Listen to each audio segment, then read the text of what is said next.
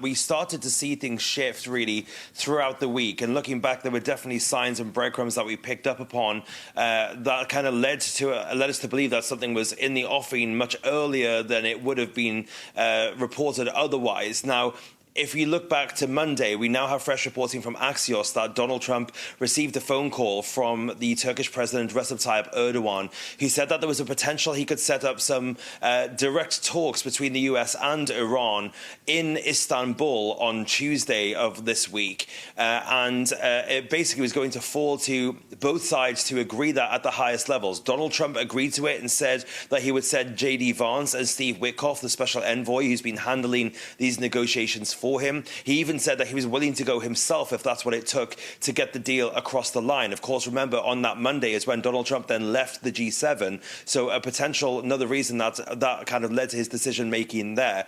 Well, ultimately, that meeting fell through because the Iranians couldn't get it signed off at the highest level. We are told from the Axios reporting that the Iranian president and foreign minister were willing to go to that meeting, but it needed to be signed off by Supreme Leader Khamenei, who has gone into hiding in a bunker and who is no longer using electronic devices because of worries of assassination attempts and is only communicating through a very close advisor.